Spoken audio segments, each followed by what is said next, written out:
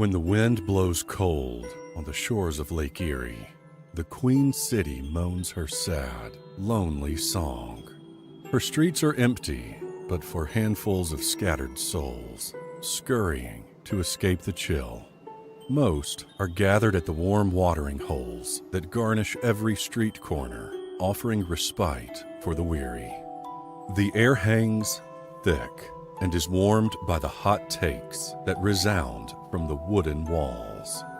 We find ourselves on the doorstep of such a place, with the champions of mediocrity about to set off on another long-winded journey. The windows are already beginning to fog with the balmy bloviations.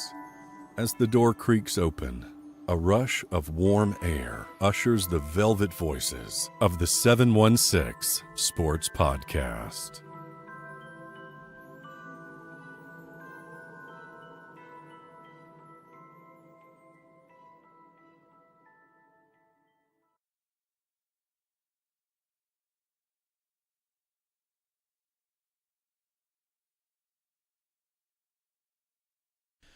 "716 Sports Podcast" back here with you, talking about that ice-based sport that we played down at the arena, talking about the Buffalo Sabres as we wind down here at the conclusion of the 2017-2018 season here, and what a miraculous, wonderful team-building exercise it truly has been.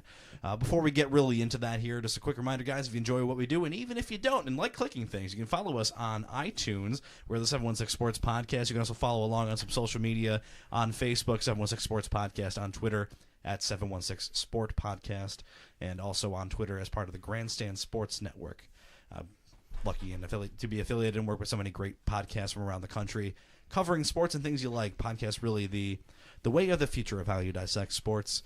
And if you're sticking around and looking for something else to listen to from us recently, you can find in our feed the Alex Newt story that Bill, Justin, and Eric had some voices in. Truly an amazing story Alex has.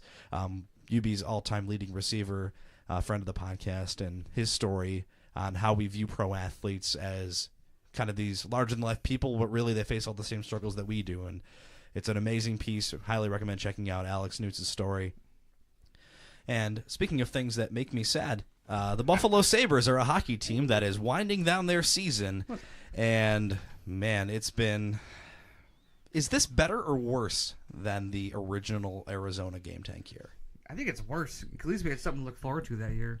You know, there's at least Eichel at the end of the tunnel. One of the two. The tank year was supposed to be a tank. This year was just everything fell apart. I was listening to one of our preseason podcasts that we did back in the middle of September, and we were openly talking about this team being a contender for the wild card. God, how did we miss so bad?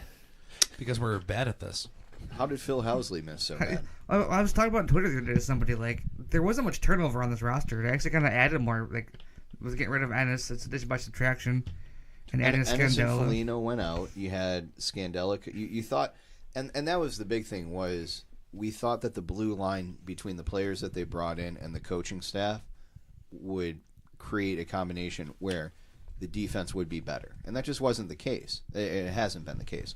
The defense has struggled. Now, there's been injuries to guys like Bogosian and McCabe, and they're not even, like, Josh George isn't even playing anymore, really. They sent out Matt Molson to the mine. I mean, Matt Molson was maligned for 2 years. He was gone. They did all this, addition by subtraction, like you said, and it didn't work. There's not the talent here. And now it's so empty, or it was so empty, that it looked like there is no hope on the horizon. It's weird. It almost seems like Bilesma got more out of this team last year with as less talent or as much as they have now last year than Philadelphia's even coming close to this season. They're not existent some nights. Like, you guys, when you went to the Arizona game, Jeff, they were there physically. I mean, yeah, that was. I was talking with our friend Chad DiDomenicis on Twitter during that game about how before that game that was the emptiest I've ever seen the KeyBank Center. And I know Nick, you were at the original tank game, and Bill, you were there too, I believe. Yeah, the original 3 years ago Arizona tank game. I was at Disney World watching the game, following along on Twitter remotely. You guys had the pleasure of being there in person. That building was empty. It did fill in a little bit. That was funny that night because you and your brother. Yes. Go ahead. Yeah, so, Jeff, you were in the second most magical place on earth that night. But yeah, so world. my brother and I, shout out to my brother Michael. Congratulations on your engagement. She won't be listening. I know, but he might be. He won't be.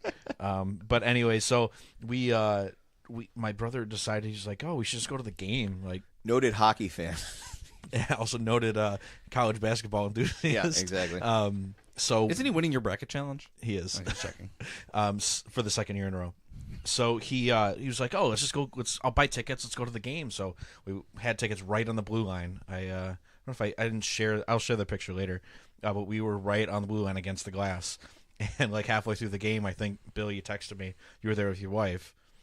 Yeah, you texted us. I and texted. said, Yeah, it said hey, there's two seats right behind us. So my wife and I went down there. It's my 30th birthday, actually. It may have been. Yeah, It was. And we just went down there, and we all got to experience together. The true magic of friendship. Mike Weber's final stand, screaming at the fans, saying that they didn't support the team. Of course, he was wearing the A that day. Real proud of him. I was supporting the team that day. Yes, I know you were. But this was a bad. That was bad. This is worse because it doesn't feel like there's anything quite at the end of the tunnel. Now, of course, this can all change if the Sabres win the draft lottery and get that defenseman that is going to apparently be the next Brady Tkachuk. That's right, coming of Bobby Orr. And that's exactly what this team needs. You wonder if in 2014, if the year before Eichel and McDavid, if this team is in a different spot, if they pick first and they end up with Aaron Ekblad instead of Sam Reinhart. I think it's a fair question to wonder about. Not that, I mean, Ekblad. I think young Samson's actually had a really great last this has been his best season, I think, as a pro. But Ekblad fills that need on the line where, I mean, there's no doubt he's the number one defenseman on this team if it ended up that way. So we'll see what comes of it. I don't really know what there is to look forward to other than Bailey, Baptiste, Nylander, and Mittelstadt. Yeah, well, those are the guys, and that brings us to today's wonderful news where things are all of a sudden looking up a little bit for the Sabres. Yeah, rather fortuitous. This is like twice in a month we've had news break on a Monday. This never happens. We record Monday nights and everything happens on Tuesday afternoons because of it. Casey Mittelstadt and Will Borgen both signing their entry-level contracts here today to become members of the Buffalo Sabres. So you can shelve your Casey Mittelstadt is the next Jimmy Vesey takes on your Twitters because he has officially signed to play professional hockey for the team that drafted him. Yep, a lot of concern about that. That was happened so fast too. There wasn't any kind of like rumors or anything. Just like 10 o'clock on a Monday. Boom, we're here. Casey's like, well, I woke up. Let's play that hocky. Rumored to be back in the lineup as soon as Thursday here in Buffalo per Bottle Reel today. So, let's play that hockey. This is Eric's favorite line. That's right. To be fair, there Eric was, will actually listen though, so making the shout out to him actually makes sense though. Hi, Eric. So there was a little bit like when they got knocked out of like not going to the Frozen Four. Yeah, Minnesota not and when they selected. lost it, when the coach wasn't coming back, that kind of got everything started. Like what he had been there for 18, 19 years, Something like in Minnesota. It was a long run. He was there forever. So maybe that's probably what got everything going. We have, I think we posted on our Facebook page at Casey Watch. We shared something from Two by the Blade. Yeah. We shared an article from them, and I think that's maybe when it got started. But like you said, it did kind of come out of nowhere. There wasn't contract talk, or you didn't have our vaunted Sabres media. Mike Straw didn't say anything. So I mean, meanwhile, Nick's over here creating our favorite mashup of Die by the Blade and Two in the Box called Two by the Blades. yeah, it's Two by the Blade. I'm gonna get that one. We'll get Chad and Chris together on that mashup. But I'm sure the they'd rest of love summer. The thing about Mittelstadt that shows you that he's legit is that everybody considered him to be the number one prospect in college. Well, did his team have a ton of success? No. But you look at the Frozen Four, and 3 of the Final 4 teams played in the Big Ten, which is the conference Minnesota's in. So you got Ohio State, Notre Dame, and Michigan all in this final, in this Frozen Four, along with, I believe, it's Minnesota Duluth. Yeah, Minnesota. And, this is a guy that he's going to be instant offense when he comes here. Now, Justin, your issue, rightfully so, is who's going to end up being his line mates. Yeah, he's coming in as a line 3 center for Jason Botterill. Yeah. I mean, it could work out as long as they play with decent wingers. Like, you could have him with Baptiste and Bailey or you can have him with Jordan Nolan and Benoit Pouliot or Devin Gergensons. And The amount of ice time that Jordan Nolan got in that game I was at last Wednesday made me sick to my stomach. He was on the ice, I felt like every other shift. Maybe I just noticed him more because he was a absolute goddamn turnstile and he refused to shoot the puck. Except for the one that Jordan Nolan's the first player I've ever seen have an empty net with the goalie out of position and fall over backhanding the puck into the net without being touched. It was actually amazing. Did you want to hear a circus soundtrack behind that as it was happening? I did. I really did. It was amazing. That or Benny Hill. Yeah. So now, we're going to get 2 home games left. There's Detroit on the 29th, and I believe it's Ottawa on the 3rd April or something. 5th. Yeah, something like that. For fan appreciation night. By the way, If you're there, you should get a free everybody jersey or ticket or something. well, everybody I'm debating going. Everybody gets those Hasek bobbleheads. Those Which things look pretty are dope, by the way. Pretty awesome. I'm going to go and wear my black, because it's black and red. Yeah. I'm going to go wear either my Everybody gets your Holzinger or my goat head Juno up. jersey. Yeah. No, they look. I'll look meet really you sick. there in my goat head Richard Schmelik jersey. I got the old Leche Zhitnik, the red one. Nice. Yes. Oh, with the that's the amazing. crossblades. Yeah. I love those jerseys. Yeah, That's those are really amazing. I don't know if it's going to fit me anymore. I'm sure. Just it'll want, be we'll, fun. we'll, 60 we'll have pounds to of go him. as the Zhitnik and Schmelik pair and be the cool people there. But it is 2 opportunities for the home team. I think, if anything, this, maybe Russ Brandon had a small role in this. I don't know. Call me a cynic, but regardless, they got the guy in, and I think that was important because, like you were saying, Jeff, there's so many people that were trying to compare this to something that wasn't even a Sabres issue. They acquired Jimmy Vesey's rights from Nashville because he wasn't going to sign. Like it was a weird situation, and we boo him now whenever he touches the puck. Not that the Rangers actually came to Buffalo this year because we played our 1 home game at Citi Field, but regardless, if you are a jilted lover like Buffalo sports fans are, you feel like that the next time it's always going to be the same thing. Well, that just wasn't going to be the case with Mittelstadt, and now here he is. The important thing is that we got Mittelstadt, and now we have, I was kind of negative on Twitter today, thinking about the wingers going to play with, but that's right now. In the future, it could be really good, and now the Sabres have 3 very good centers, and that's a recipe for success. And it looks like a lot like the 06-07 Sabres that were very good with 3 great centers. Yeah, I mean, realistically, 33% of the Sabres roster next year at least is going to be guys who spend at least a good portion of this year in Rochester. Bailey and Baptiste, who are physically already here. I assume C.J. Smith, Kyle Criscolo, maybe Fashing. They got to pull the trigger on Fashing at some point. He can't just be down there forever simmering. And, of course, Gooley. So there's a lot of pieces to this puzzle who you can play alongside him there. And O'Regan, too, another guy who might be up here next year. 2 games at home with terrible line mates. Maybe all Casey has to do is have 1 good goal between now and the end of the season, and everyone will be drooling over him going into the next season. All he has to do is have 1 good game. Absolutely. Yeah, and he had a good year in Minnesota. He had 34 games played. He had 30 points, and that was on a team that couldn't score. It's not the same University of Minnesota anymore. There's 3 great schools for hockey in that state, in that area. Then the talent just kind of spread so thin now. That's why I think UB should not have a Division I hockey program here, because there's already Canisius, there's already Niagara University.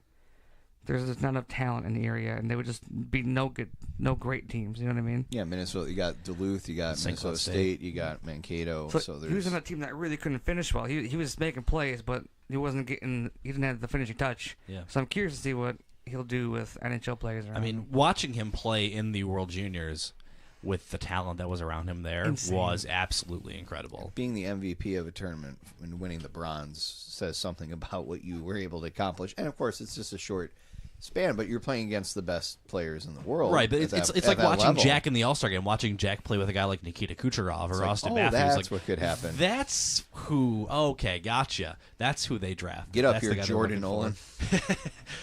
You better strap that way to your ankles for 20 minutes, Jack, and see if you can do it again. Yeah.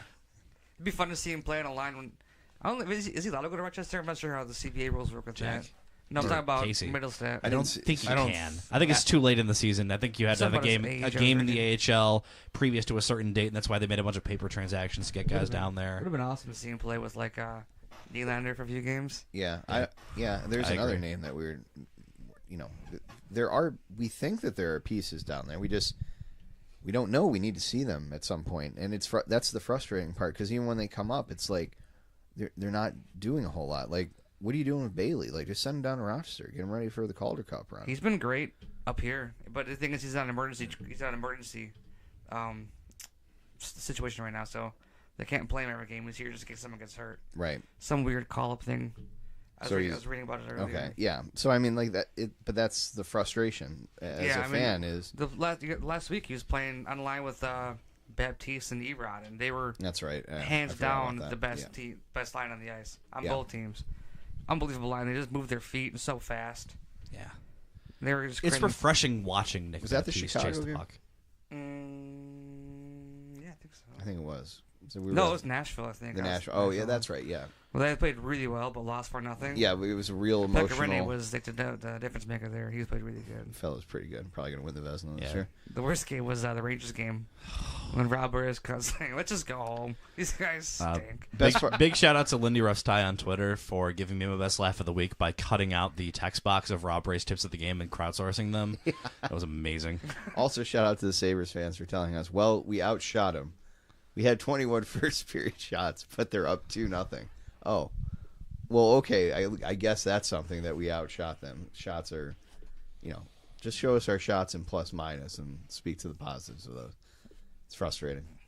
Sabres also signed Will Borgen, solid back end player. Yeah. Speaking of what a day, these are two guys who are going to be potentially huge changes to this roster. Two guys that you hope you're going to be saying their names 10 years from now in the blue and gold. So we're not quite soothsayers, and we don't have this level of foresight. But we're going to take the advantage here while we have it and pull from the annals. We have an interview from 2 years ago about Will Borgen. We talked to his coach in college, Seth Appert from St. Cloud State, just about the kind of the guy that he is, player that he is, and I'm why. wrong about that. Yeah. So what's Seth Appert, the RPI guy? Yeah. That's the other guy. I'm gonna Rob Motzko. Thank sorry. you. There, no, you're good. I tried to kill enough air that you got to the right there. We're gonna edit that in post. No, we're not. I know we're not. About who Will Borgen is and why we as Sabres fans should be excited that he, along with Casey Mittelstadt, signed his ELC here today.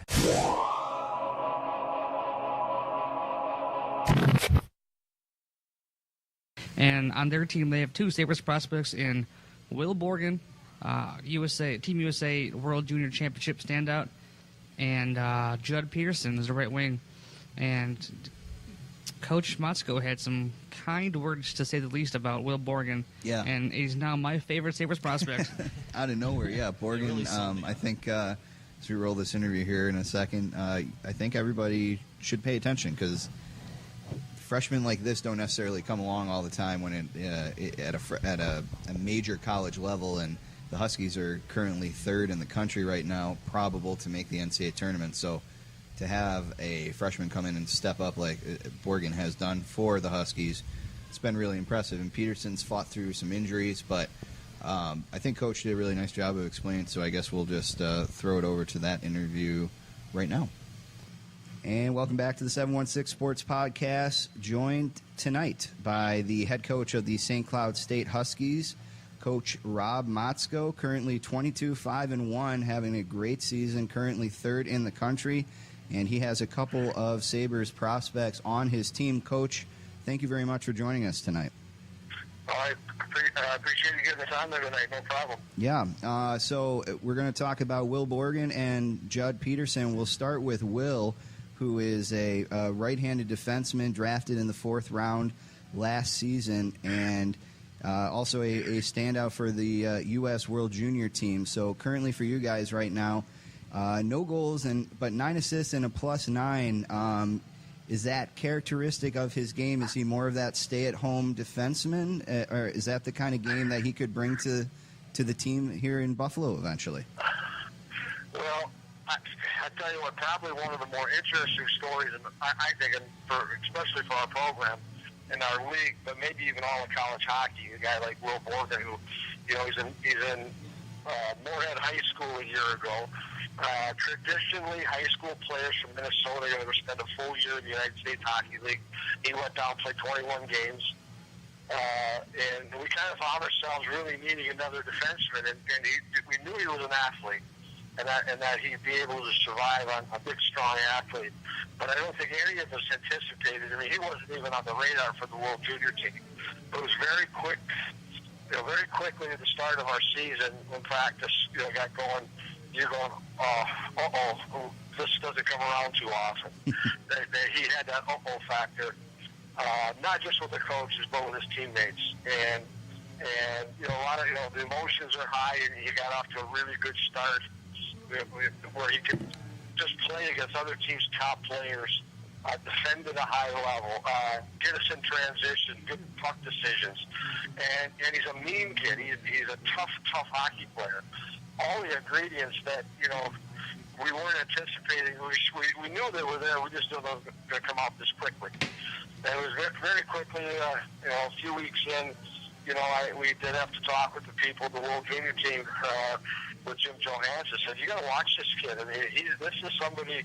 This doesn't come around too often, and he just kept getting better. And I could go on and on, but I think he's pretty much written the story here.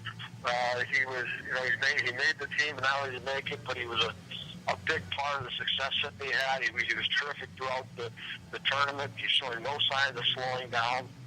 And with all that being said, the great thing about Will Borgen is he's just scratching the surface. There's a whole other level that this young guy's going to hit as he goes through his development. Yeah, he's 6'2", 190 right now, and by the way, at the World Juniors, 3 assists and a +6 in the 7 games for the States. And when you see a kid that, like you said, he's got that potential, but he's just scratching at it, do you see him getting bigger and more physical, or is it more refinement of his positioning and understanding how to use that body and use that bit of aggression to become an even better defender? Well, absolutely. The rounding off that athletic ability to defend, to keep, put a team in transition, that toughness you need on the penalty kill, late in periods, late in games, playing against other teams' top players. But there's an offensive side to him as well, and that's the part that is over the next couple of years as he gets his hips into motion where he can get that shot off and he can join the rush and then he gets more confidence in his offensive ability. I just think that there's a whole other part of his game that's going to blossom that sometimes you just see in spurts right now. He does all the things that makes him a great defensive defenseman, but I think there's going to be more depth to it. I know there's going to be more depth to his game as he goes through this process. We hear all the time at the pro level how it's hard to say what you have from a defender unless they get about 300 games out there on the ice. We've heard that cliche before. Is it the same in college, or like you said, he's so young? Do you just have it kind of right away and you know what it is to be a defender at this level? I think I'm going to go two ways with that. Okay. One, and I sure don't coach at the pro level. And we've all seen it, that players that do come through the pro systems and the college system, there are that large group of people that need that developmental time. And then there's that special group where they have that it factor. And it's just, it bubbles over. Their talents just come out at a high level. And it's not 300 games that's going to round it off. It's just the process. They're going to explode through the process. I might be putting some pretty high expectations on Will, but he has that type of ability, and with his athletic ability and the pure toughness that he has, this kid could explode. And I think he's kind of doing it what he's been doing in our program this year. Do you have a comparison to any past player that you've had or any current NHL defenseman? Not to put the expectations of that individual onto Will, but is there a comp so Sabres fans here in Buffalo can kind of get a rough picture in their head of what Will is bringing to the table? Well, that's a hard one for me to off the cuff to try to put a comparison. I love this calm and coolness in the defensive zone, able to break the puck out so easily. I had the ability to coach with Paul Martin for a few years, and he was at the University of Minnesota, and it was a different type of players. But Paul had that, and still has that, just ability to control a hockey game with his brain and coolness, and Will has that, but he also has another whole element of this meanness, this toughness, this he can punish you, and you know, and the receiver, I think Truba's a defenseman that you know excelled so hard with the World Junior team and had a great first year in Winnipeg, and there's some comparisons there, and just to throw out a couple names, you know, size, same as those guys, you know, athletic ability. Yes, there's some differences, obvious differences in their ability, but there's just two names that I would throw out. Sure, those are two great names. So here we're here with St. Cloud State Huskies head coach. And there's that blast in the past. That was from 2016. You had so much more hair back then. I did? I don't know. I think I had less hair. Did you? Maybe. I've got a lot of hair. Yeah. So I feel like you've always had a lot of hair since I've known you. Pretty much. So how was that kind of like deja vu, that Arizona game last week? Two last place teams fighting for last place again. That it's falling in Buffalo at that time of the season. Yeah, it was kind of weird in a super depressing way that sucks. We like to think we're so much better than the Coyotes, but in reality We're we're not. in the same holding pattern. No, and it's terrible to think about. No, it's absolutely pathetic, but it is what it is. At least we're not yelling about, I don't know, something ridiculous like saying Connor McDavid is underachieving or something like that. We have our own issues now. Like Jack Eichel doesn't do enough. Fun stuff like that. Fun Ryan narratives. O'Reilly's bad in hockey. So back around Talk this about time, 3 years ago. 2 years ago. Huh? Was it in 2016? 2015. Oh, damn. Justin can math. Oh, yeah. Josh Cooper wrote an article in Yahoo PuckDaddy about how Connor McDavid and Jack Eichel must go to Carolina or Phoenix because they will be wasted and withered away in the crapola franchises of Buffalo and Edmonton. And I think people took that really well. Yeah, Buffalo hated him for a while. This was one of his first debuts Yeah, on PuckDaddy. when they asked him to come on today, he said, "Arguably the worst thing I've ever written." And it was fun. He's a cool dude, though. But Friend of the pod, Josh Cooper. I just thought it was fun. I thought it'd be fun to have him back on because it's still kind of holding true for Eichel. He's kind of wasting away. The Sabres right now, they're pitiful, and he doesn't have anyone to play with, and it doesn't look promising. As we just had Mittelstadt, but he's a center. He's never gonna play Eichel unless it's on a power play. But I just thought it'd be fun to have him on and see what he thought because it still kind of holds true. He's 20. He just turned 21. He's been on the team for 3 years now, and he's been about a point per game player. But coming off a huge game, recording again on the Monday on the fresh heels of him having a 2-goal performance and carrying the team on the score sheet past Toronto. he played sick tonight. It was amazing. He loves playing against Austin Matthews, his boy. He gets up for those games. He really does. So let's talk to Josh Cooper and reminisce about this article and see what he thinks now about what he wrote 3 years ago. Hey, we're back. We're here with Josh Cooper. Josh, you're now a freelance writer, Josh? Yeah. Mostly a contributor for LAKings.com. Ran or helped do their insider blog for the month of February. I was actually in Buffalo. I feel awful we never got to connect while I was there. I did go to Dinosaur Barbecue. And I don't know. Well, I mean, like, is that one of those places that's considered overrated to locals? I was going to say overrated right after you said it. It's pretty overrated. Okay. Well, I mean, I enjoyed it. Like, Yeah. It definitely filled me up. I had the smoked chicken, I think it was, or whatever. It was It's funny pretty yummy. because Dinosaur started in Syracuse, and then Syracuse claims it their own. Then they went to Rochester, and Rochester claims its own. And then about, I don't know, 3 or 4 years ago, they moved to Buffalo and opened up their place downtown. But to be honest with you, I think it's the best barbecue. You know, it's one of 2 best barbecue places in Buffalo. Buffalo was sorely lacking a place like that. So I know it's not absolute world beating, but it does the job for us, I think. I had a great time. I mean, it's interesting. You go, and maybe this kind of segues into what I think you guys want to talk to me about, was I really enjoyed my time in Buffalo when I was there because but here's why. Um, it's because I feel like you guys have been so beaten down as a hockey market with just so much losing, but you still really care.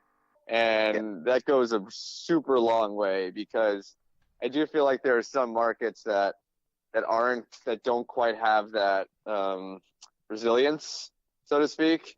But I mean, you guys really, really care. And it is a true blue American hockey town. I love it. I had a great time there. It's waning a bit, but yeah, we care. We cared desperately, and we cared 3 years ago when you wrote that Jack Eichel was not worthy of our fair city, and he ended up here. Gave us some great vines, R.I.P. Vine. And so we just want to talk to you just because, 3 years ago on the 26th was the infamous Arizona-Buffalo tank game. And I don't know how much you remember specifically about that, but it is still something that is debated hotly in the Buffalo area, especially on Twitter. And it seems like a lot of it is truly a mainstream media versus blog rivalry. People were still upset that Sabres fans were essentially cheering against their own team that night. So I'm just curious, just on a whole, before we even begin, what's your philosophy? What do you feel about, fans possibly cheering against their team, but maybe having a more altruistic goal of obtaining a better player that time? Well, I'm a New York Football Giants fan. And when it became clearly obvious that the season was just not going to work out this year, all I wanted was them to get one of the top 2 picks to draft a quarterback. And now apparently they want Saquon Barkley from what I've read.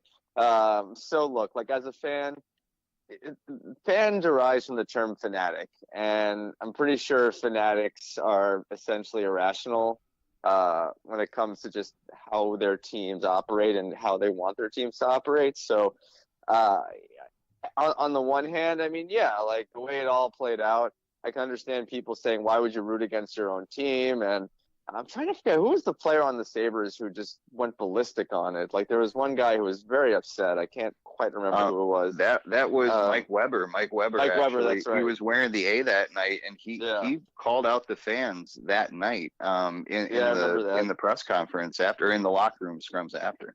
Yeah. And so, because I mean, look, like from a player perspective, guys are playing for jobs, and you don't want to go to a place where you're not appreciated because there's some management plan to kind of tank.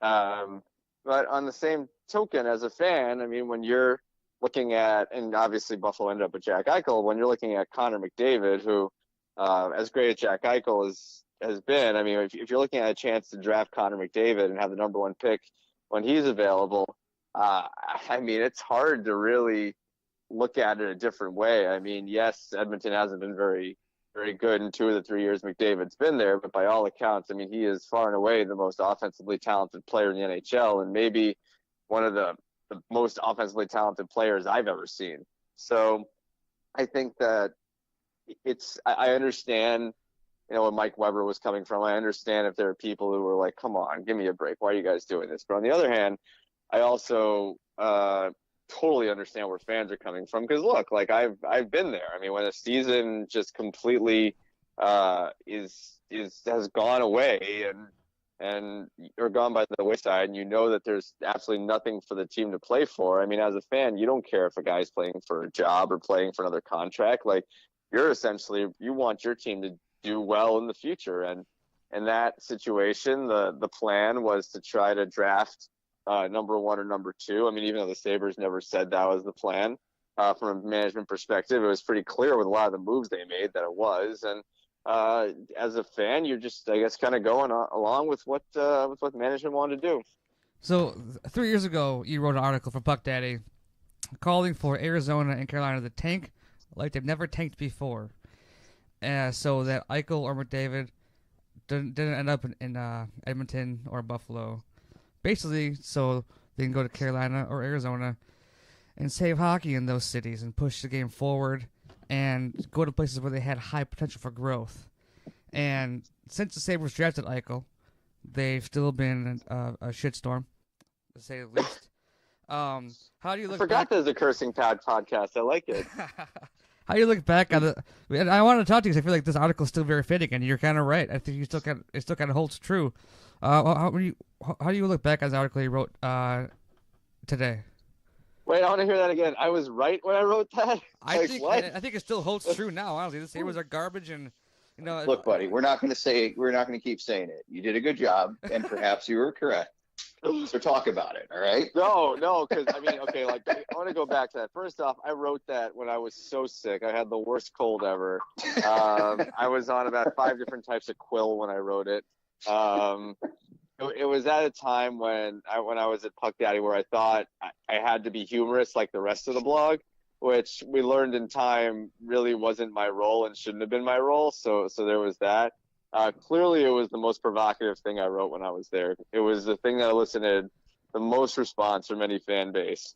I mean, I don't know if I was trending in Buffalo at one point, but it certainly felt like it. My mentions on Twitter were totally miserable. And I learned a lesson that day, which was to not go for cheap clicks with a hot take. So I will, to start out, my take on that article, that's sort of where I was at the time when I wrote it. Moving forward, clearly you look at Edmonton and you look at Buffalo and you look at Arizona, you look at Carolina.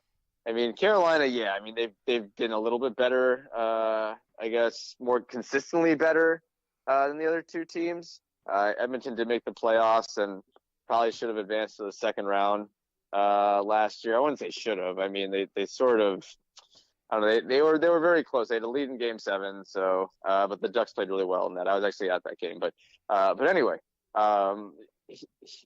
clearly getting those two generational players, because look, they're still very young. It's not like it put Buffalo and Edmonton ahead of, say, Arizona and Carolina.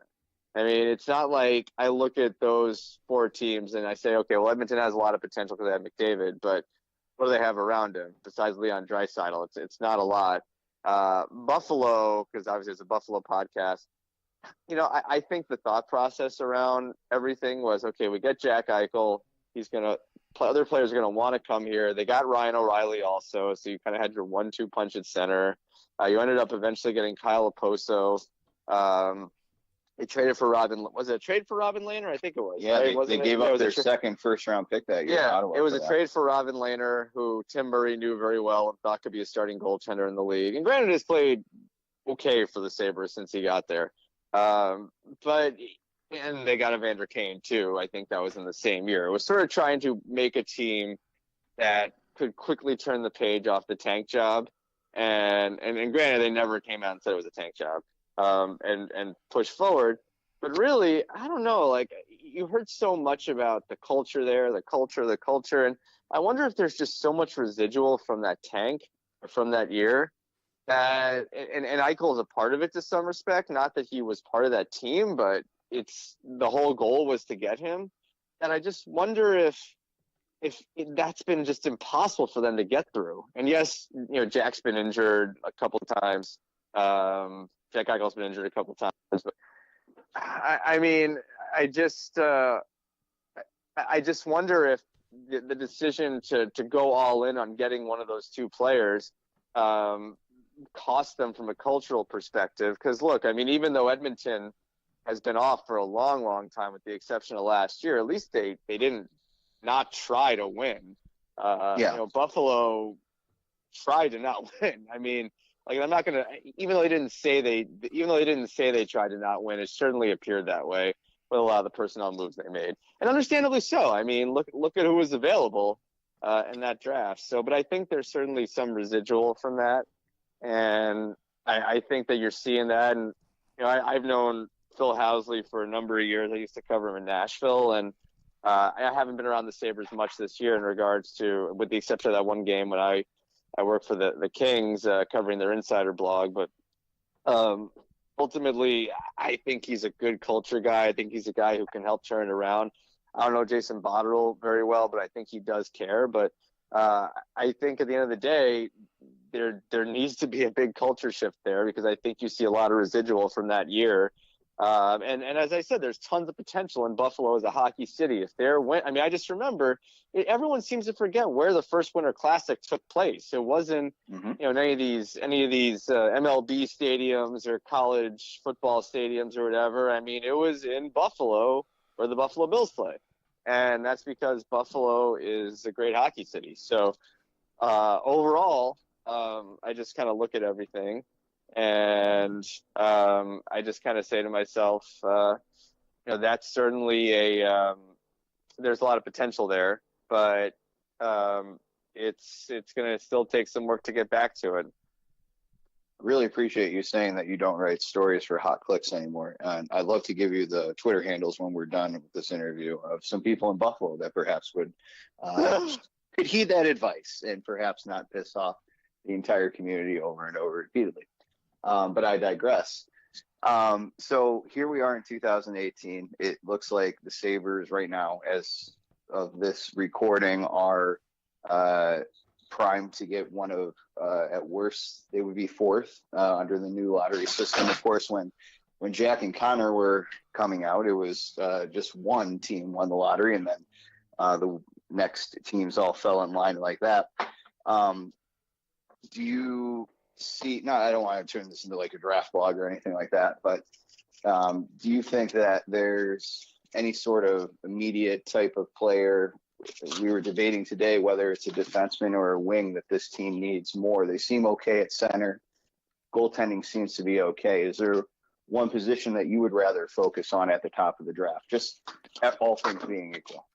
I mean, personally, I would say defense, in my opinion. But I would say defense, just because, I'm trying to think of how many games it took for the Sabres to have a defenseman to score a goal. It took quite a while. Yes, it did. Yeah. It took a very, very long time. So I would say that's my personal opinion. But, I think there's one thing that I assume Jason Botterill knows, again, from just his long experience and whatnot. In the NHL, just from a management perspective, is I really think that he understands that one player is not going to change the fortunes of an entire franchise. And I do think that now people in Buffalo kind of get that, whereas before, and look, we all sort of fell for it too, in the sense that these were two generational players with Eichel and McDavid. I think we now see that one player is not going to change everything. So I think you need to just have a good draft overall, ensure that you get what you need. But ultimately, in my opinion, I think that try to get some defense that's really moldable. Let Phil Housley work with them and see where they can go. So now, you were here for that Kings game, and I don't know how dialed in you are to the Sabres, but you were at the Kings game, obviously, and it was one of the most pitiful games all season. I was there, and I couldn't stand to stay through the third period because there was just nothing. It was all Kings. The Sabres were just there, going through the motions. What's your take on what you saw firsthand? What do you think got to be solved first with the Sabres? Oh, the culture, without question.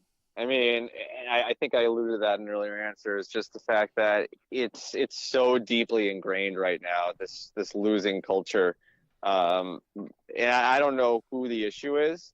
I don't know, for example, if the Evander Kane trade fixes that, because he's come out just on fire in San Jose. So I don't know what the deal was there, but and from what I've sort of gathered, just talking to people around the team and the people that cover the team, it just sounds like he got more of a bad rap than he deserved. But overall, I'd say the culture. I just think that, again, there's so much residual from that tank season. They just need someone, and whether it's Phil Housley or by acquisition or even through the draft, they need someone to come in, make some changes. And I think that, but what I gather, Housley and Botterill are really trying to do so, but it just feels like there's such an oh no, here we go again situation with that team that it may just take more than 1 year to try to shift things around. I feel like Kane was actually really good to start the year here, but it seems like once the new year hit, it's like he just flicked the switch and played not to get hurt. so he can go to a playoff team and play in the playoffs finally. And then he went to San Jose, and now he's on fire. Yeah, I mean, the other thing too is San Jose is a pretty fun place to play. I bet. So it is my favorite place to watch a game. Actually, I really love going there. So I want. Yeah, it's a pretty wonderful place overall. So maybe that's part of it. I don't know. So I have this theory. It's kind of a hot take. I want to get your opinion on it real quick. I got a lot of hot takes. It's about your residual culture from the tank. Now, a lot of the sports media here, basically all the sports media here, right for the papers and everything, are very anti-tank, and they're a bunch of crotchety old men. And every week on every day, they're still on there bashing the tank, blah blah blah blah. And these are the guys that are in the locker room all the time, interviewing these players out there spewing negativity. Do you think the media can have a hand in that culture hanging around? I think so, to some degree. And I have a lot of friends in the Buffalo media. So I'm not going to say it's one of them or whatever. No, I mean, like, they're decent, honest, hardworking people. Like, they really are. But overall, I think that there is some of that to some degree. I do think that there is some level of residual in regards to just sort of the tank situation. Hey, can you hold on 1 second? Sorry. Hi, Josh. Sarah Cooper? Yes. Yes. Thank you. Do I give it to you? Yes, please. Okay. Yeah, thank you. Sorry about that. When you have a kid, you sometimes have to order from Grubhub. So I just had to get my order. Thank you very much. But living that LA life, buddy. Living that LA life. You know it. Yeah. Yeah. This segment sponsored by Grubhub. But yeah, I do think that there is some negativity that can come from it. Look, like, I mean, just different markets breed different media environments. I mean, you do see some players can't really excel in a place like Toronto or Montreal, but they can do really well in a place that doesn't quite have the same sort of media scrutiny. And I do think that reporters, in my opinion, in those markets are fair. It's just maybe more so the fact that everyone knows who you are, and because everyone knows who you are, all over town, there's just a constant microscope on you.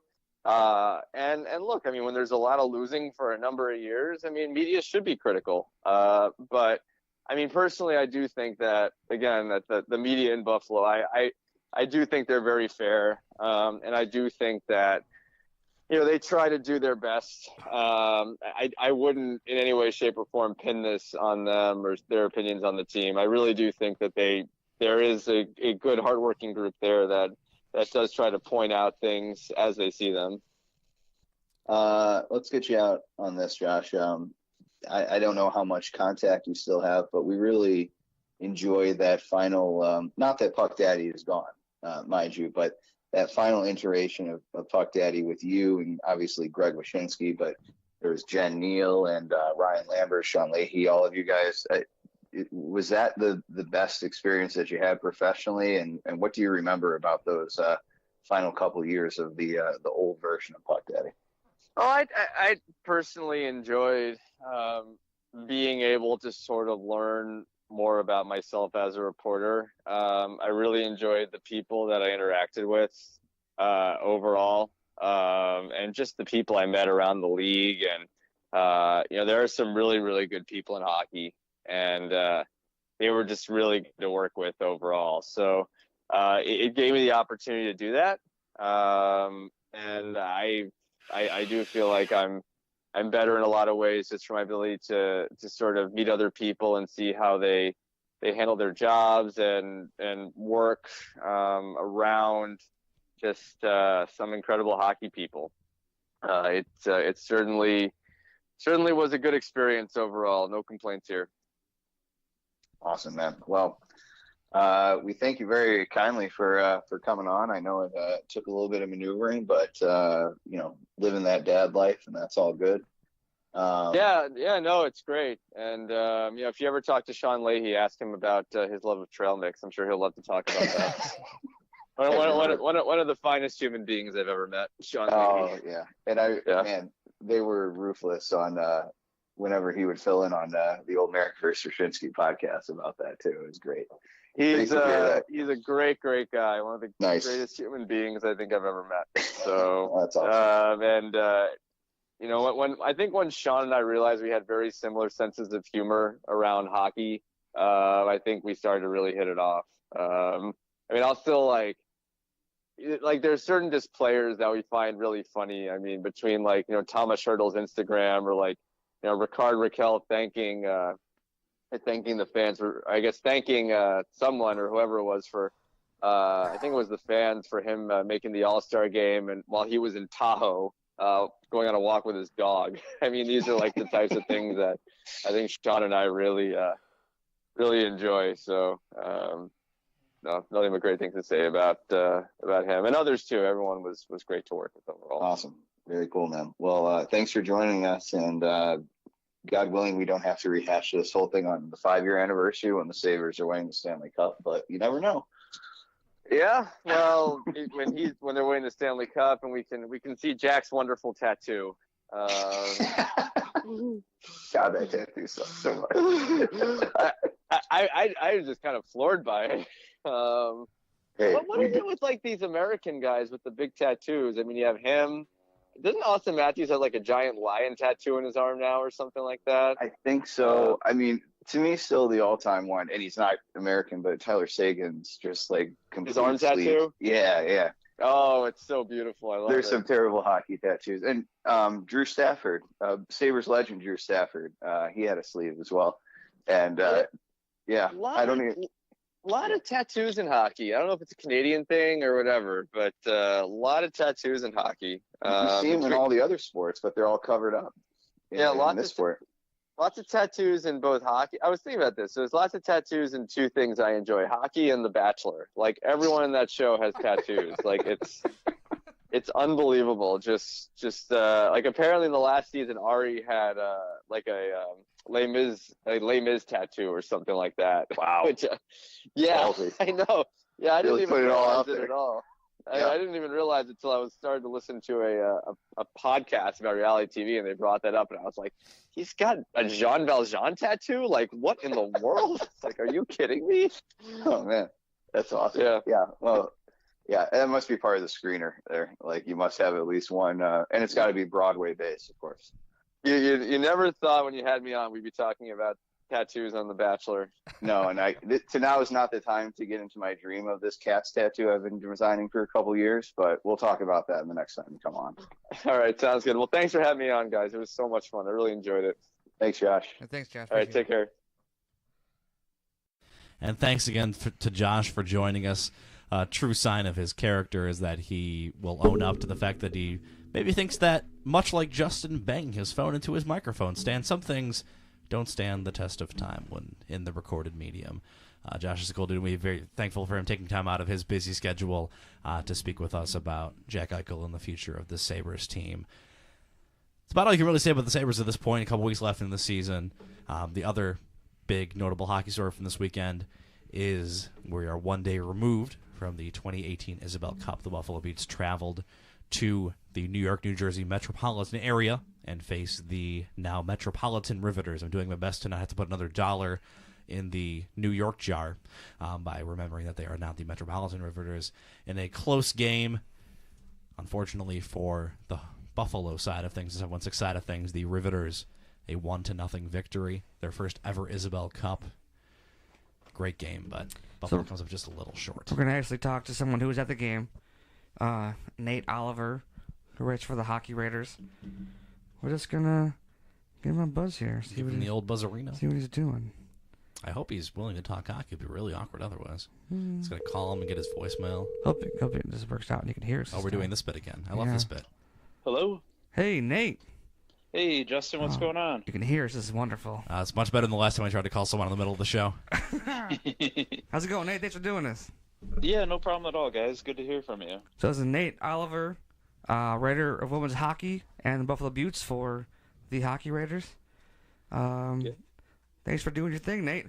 So you were over in New Jersey and were at the game where the Buttes lost 1-0.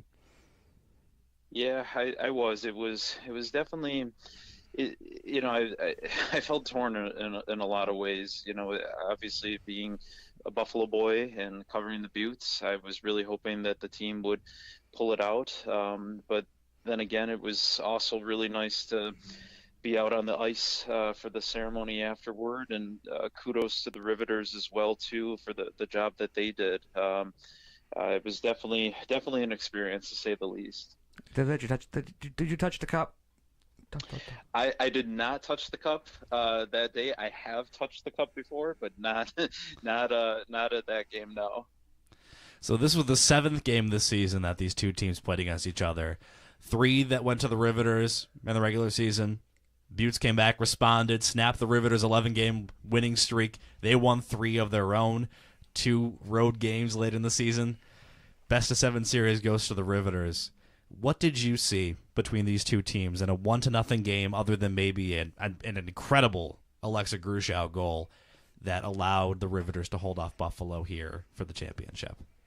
Oh yeah, I'm sure you guys saw just the comparisons that were being made to Bobby Orr with the way that she scored that goal flying through the air there. So it was really interesting. I had a chance to speak with Harrison Brown after the game, and he had said that going into this final, it really could have gone either way, and you didn't know how it was going to go between the two teams. I think the thing that really solidified it for the Riveters was that they never varied at all. They never wavered. They kept their even down to the most minute detail, whether it was just that first step, that first stride, that first crisp pass. They played that consistently throughout the entire game. Buffalo, to their credit, stuck with them through the first period. And then I think in the second, we started to look a bit tired. And then by the time the third period came around, the Buttes looked a bit sluggish, and that might have been the difference. They certainly held their own out there, but I would have to chalk up the win to the Riveters for the fact that they played their game and there was never any variance. They just appeared to control the entire time.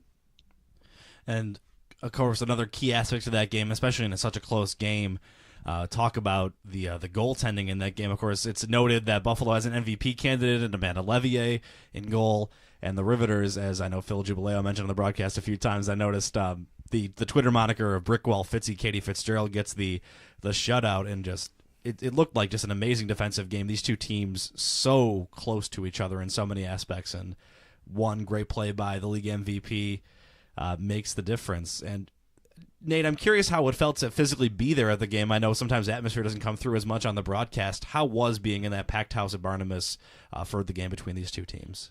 It was absolutely fantastic, and I probably can't do it justice in words. Buffalonians should definitely be proud of the crowd that we had there, and that came out and made the trip. But a large contingent of them were players' parents that play for the parents that have kids that play for the Buttes. They were there in attendance, and they actually had a fairly sizable crowd. So they got the "Let's Go Buffalo" chant going more than once, and they tried to outdo the Riveters fans. That they were pretty hard to contend with as well too. But that place was absolutely electric. You could just feel it in the air, and when Gruschow scored that first goal, they exploded, and it was definitely kind of the happening place, I guess you could say. Spotted in the crowd, Ron Duguay was there, Anson Carter, they were there. Danny Ryland was out, around and about. So it was definitely something to see, and you could just feel that it was energized and certainly a spectacle to be part of. Again, like I said earlier, despite the loss for the Buttes, it was pretty magical to be there and take it in person. We're now 3 years into the NWHL officially, 3 different champions. I think there were a lot of questions in the offseason with the centralization of the Olympic athletes about how the NWHL, the quality of play and competition would hold up. And just if you would speak for a little bit on exactly how this league came about this year in terms of I felt that this was the most competitive year that they've had, and in spite of a lot of the top names in women's hockey not being a part of it, I think the league has somehow continued to find even a higher standard of quality of play every year that it's gone on. Oh, absolutely, and I think to be honest with you, I would say that I would agree completely. This year, the third year was really the one where you saw the competitive level just boost without the Olympians, and we saw some new faces that really came to the forefront. I mean, you look at Buffalo. In particular, you got players like a Colleen Murphy. I mean, how good did she get as the season went along? She shaked off some of the rust, maybe hadn't played at this level since college, and then her ice time just increased dramatically. Craig Muni, you could tell, just had confidence in her and was utilizing her in every situation, be it shorthanded. There was a few instances where she was out there having to kill 5-on-3s in games throughout the season. Really was able to step forward like that. And then I think I had thought about it early in the year and kind of mentioned it to a few different folks. Jackie Greco really was just spectacular. I wish that the league almost gave out a most improved award. Not that Jackie Greco's level of play was ever really lacking, but it was just how much further she brought to her game going into the season. So I think you saw players like that really step to the forefront, and it happened league wide too, not just in Buffalo. I mean, it was really everywhere. Each team had players come to the forefront that maybe weren't expected to, and all they needed was a little bit of opportunity. I know so much is up in the air from season to season with how contracts are season to season, and looking at next year seems so far away now as we're just day one of the offseason. But if there's anything in particular, what are you most looking forward to next season for season 4, or that you're hoping for you'll see more in the forefront here as the league moves forward for another calendar year? Well, obviously, we hear the rumblings about possible expansion. I think everybody's heard about maybe a team being in Pittsburgh. And I would hope that wouldn't happen through a relocation of any sort from one of the founding four. But if we brought in a fifth team, I think that would be something that would pique a lot of interest in the league and just expand it that much more, both literally speaking and then, in the figurative sense. And then, I mean, you look around North America and there's fans everywhere that tweet or make comments on Facebook. I wish my city had an NWHL team, and certainly in the markets that are in this area, whether it be a Pittsburgh, a Philadelphia, a Washington, D.C. So I think that in particular would be really exciting should there be another team added into the fold. But I think what I would like to see the most is the players that did come in, the newcomers, even, if we look at Buffalo in particular, the Adrian line players, Caitlin Shroka, Kristen Lewicki, and Sarah Shurup, they almost immediately headed back to their hometown out in Michigan shortly after the Isabel Cup had ended. I would love to see players like that come back to Buffalo. I wouldn't want anybody to be without a job, and we get so many new household names that we can be proud of and be excited about, and I'd really love to see all those players return. So obviously the Buttes were purchased by the Pagulas earlier this year. What do you think that means for the Buttes going forward? Do you think we'll see lots of players trying to flock to Buffalo for the stability they can offer now without that money they got backing them? Yeah, I would say that most assuredly. In a way, it's kind of funny how that works because in some ways it's wonderful. It's wonderful for the Buttes for sure, and it's wonderful for Buffalo in that there's a financial backing that adds legitimacy to the team and adds it to the league as well. There's another side of it, though, too, in that with the other three teams, I had a chance to drive to Connecticut for the final regular season game, and you can see some disparity there between, with the Connecticut Whale not having a team that they're associated with or owned by, and I think there's some difference there too, but that would make Buffalo a landing spot for players that they would want to come here and want to play here. And I think maybe, and this is what I think we all hope for, is that it's going to create a ripple effect that more NHL teams are going to want to line themselves, be in line with NWHL teams and grow the game that way. I mean, the fact that the Riveters have that support from the Devils, A couple other players were, I think Katie Fitzgerald was actually one of them, had been on NHL Network. There is that support there. And I think with the Pagulas purchasing the Buttes, that opens the floodgates, most assuredly. And I think you're going to want to see that support, especially you tie that into the fact that the women's Olympics were so successful for hockey, for women's hockey at the Olympics. That really just got the buzz going out there about women's hockey. And I think, as is the case in any business and in any sport, is you want to capitalize on hot opportunities. So if the hot thing right now is women's hockey and you can really grow it and brand it, how wonderful would that be for the league if more of other teams jumped on board with what the Pagulas have done? Well, that's all we got for you, Nate. I know it's kind of late. We want to keep it very long, and I appreciate coming on tonight. Yeah, before we let you go, Nate, what is the best way for our listeners to find your writing and your views on everything on hockey so they can follow along with you? You can definitely give me a follow on Twitter. I would most appreciate that. It's at Nathaniel A. Oliver, OLIVR. There wasn't enough room to fit the E on there, but you can follow me right on Twitter. And then if you go to thehockeywriters.com, just do a search for me. You can find all my articles, and I cover primarily the NWHL and the Buffalo Buttes, but I also do a lot of women's hockey at the college level and internationally as well too. Perfect. Thanks again, Nate, so much for coming on. Look forward to seeing you again at the rink sometime soon. All right. Thanks so much, guys. Have a good evening. You too. Bye, Nate. All right. Bye-bye. Thanks to Nate. What a nice guy. Yeah, Nate's a cool dude. And good writer, too. So definitely check him out. You'll see him mentioned in our Twitter and everything if you didn't catch his spelling of how his last name is.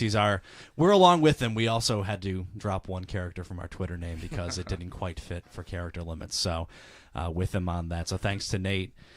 That about wraps it up here for us tonight. Let's wrap it up. It's thanks to Josh Cooper, thanks to Nate, and thanks to the Buttes for allowing Jeff, Eric, and myself to do the thing that we do. It's a lot of fun, and hopefully we can reflect on this again in another 3 years of doing this and talk about how much the league is continuing to grow. So, and thanks to that interview that guy agreed to 2 years ago that we were able to drag up today because Justin had some incredible levels of foresight. Thanks to Ted's Hot Dogs for sponsoring the 716 Sports Podcast. Thanks for subscribing, and have a great night.